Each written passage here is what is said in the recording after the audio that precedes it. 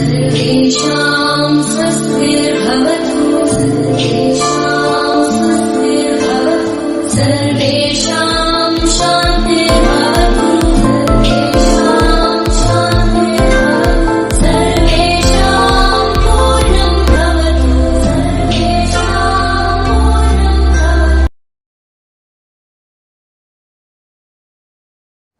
नमस्कार अभिभावक एवं प्यारे बच्चों, मैं अमित कुमार मुंदड़ा विद्या भारती की ऑनलाइन क्लासेज में आप सभी का हार्दिक स्वागत करता हूं। आज हम गणित विषय का एक अध्याय संख्याओं की जोड़ के बारे में यहाँ अध्ययन करेंगे। हमने पिछली कक्षाओं में संख्याओं की जोड़ के छोटे प्रश्न हल किए थे, जिसमें बिना अंशिल की संख्याओं की जोड़ ये हमने सीख रखी है। इससे आगे बढ़ते हुए कुछ प्रश्नों को हम यहाँ हल करते हैं।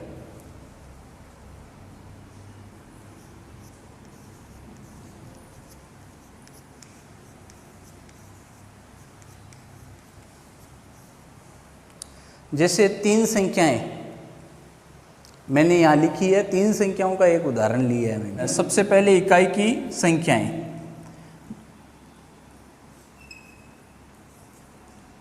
इस प्रकार लिख सकते हैं, इकाई के पास दहाई के अंक और दहाई के पास सैकड़े के अंक, सैकड़े के पास हजार के अंक। यदि हजार के अंक नहीं है तो वहाँ शून्य लिखिए। तो ये हमने जोड़ को स्तंभ विधि में लिख दिया। पंक्ति विधि में जो प्रश्न था उसे हमने स्तंभ विधि में लिख दिया। आप चाहो तो इस प्रकार से भी लिख सकते हो, 4867, दूसरी संख्या 248, तीसरी संख्या 546। इनको जोड़ दीजिए। जो स्थान खाली है वहाँ शून्य लिख दीजिए। ठीक है, ये ध्यान रखना, इकाई के अंक के नीचे इकाई का ही अंक आएगा, दहाई के अंक के नीचे दहाई का अंक आएगा। प्रत्येक अंक को अपने स्थान पे ही लिखना है। जोड़ते समय हमें ये ध्यान रखना है, इकाई के अंकों का योग और उसकी हासिल दहाई के अंक पर लगेगी। देखिए 7 और 8, 15, 15 और 6, 21, 21 का एक हासिल 2। इकाई के अंकों का योग करते समय इकाई के अंकों की हासिल दहाई पर। 6 और 2 8, 8 और 4 12, 12 और 4 16, 16 का 6 और जो हासिल है वो सैकड़े पे। 8 और 1 9, 9 और 2 11, 11 और 5 16, 16 का 6 और हासिल 1000 पे। सैकड़े के अंकों के योग का हासिल 1000 पे। 4 और 1 5, नीचे शून्य है तो 5 ही उत्तर होंगे, 5661। ठीक है, इस प्रकार से हमने जो पंक्ति विधि में प्रश्न था उसे स्तंभ विधि में लिखा और स्तंभ विधि में लिखने के बाद उसका योग किया। ठीक है, अब कुछ हम व्यवहारिक प्रश्न लेते हैं और उनको भी हल करते हैं। व्यवहारिक प्रश्नों को समझने के लिए हमने एक उदाहरण श्यामपट पर लिखा है। आइए उस उदाहरण को पढ़ते हैं। दीपक 325 रुपये में चावल एवं 410 रुपये में गेहूँ लाया। बताओ दीपक कितने रुपए का सामान लाया। तो प्रश्न में दीपक नाम का जो व्यक्ति है वो दो वस्तुएं खरीदता है, चावल और गेहूं, और उनकी जो राशि है वो भी हमें दी गई है। तो दीपक कुल कितने रुपए का सामान लाया, इसके लिए दोनों जो वस्तुएं हैं उनके मूल्य को जोड़ दीजिएगा। जोड़ने पे इस प्रश्न के उत्तर आएंगे। तो आइए इसको हल करते हैं।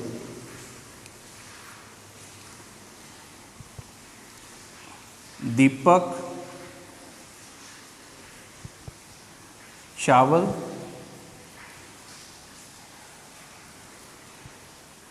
लाया बराबर 325 रुपये। इसके बाद जो भाषा बनेगी, दीपक गेहूं लाया, दीपक गेहूं लाया। 410। ध्यान रखिए इकाई के नीचे इकाई, दहाई के नीचे दहाई और सैकड़े के नीचे सैकड़े का ही अंक आना चाहिए। 410 रुपये। अब इनका योग करिए।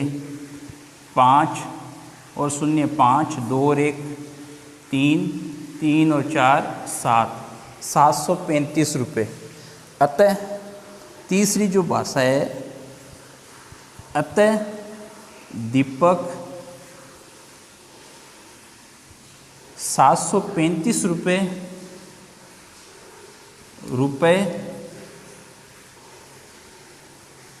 735 रुपये का सामान लाया।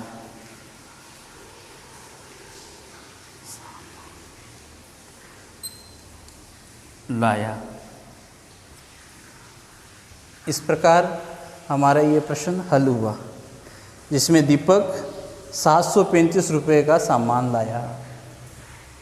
प्रश्न में पूछा था बताओ दीपक कितने रुपए का सामान लाया, तो दीपक 735 रुपये का सामान लाया। तो इस प्रकार के व्यवहारिक प्रश्न अपनी किताबों में हैं जिन्हें हम हल कर सकते हैं। इस प्रश्नावली में संख्याओं की जोड़ में हमें भारतीय अंकों की योग करना भी सिखाया गया है। तो एक दो ऐसे प्रश्न लेते हैं जिसमें भारतीय अंकों की जोड़ हम सीख सकें। भारतीय अंकों की योग सीखने के लिए हमें भारतीय अंकों की पहचान होनी चाहिए। उसके लिए ध्यान देना है अपने को 1 2 3 4 5 6 7 8 9 और 10। इन्हें भारतीय अंकों में कैसे लिखते हैं? भारतीय अंक 1 2 3 4 5 6 7 8 9 10। 1 से 10 तक हमने भारतीय अंक भी लिख दिए। इन अंकों की सहायता से हम कोई सा भी बड़ी से बड़ी संख्या लिख सकते हैं। उदाहरण के लिए जैसे 4 और 6 46, इन्हें हमें भारतीय अंकों में लिखना है। तो आप ध्यान दीजिए 4 जिसे हम भारतीय अंकों में इस प्रकार से लिखते हैं, 6 जिसे हम इस प्रकार से लिखते हैं। तो भारतीय अंकों में 46 इस प्रकार से लिखा जाएगा।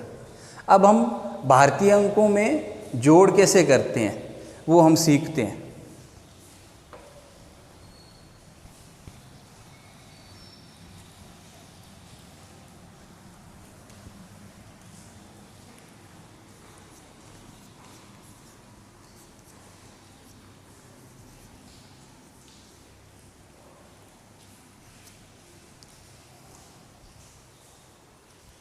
हमने एक सवाल श्यामपट पर लिया है जो अंग्रेजी अंकों में है। इसे सबसे पहले हम भारतीय अंकों में बनाते हैं।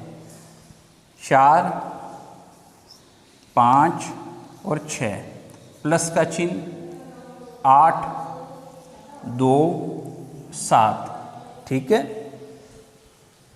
जो हमारा प्रश्न था उसे हमने भारतीय अंकों में लिखा। अब स्तंभ विधि से लिखकर योग करते हैं।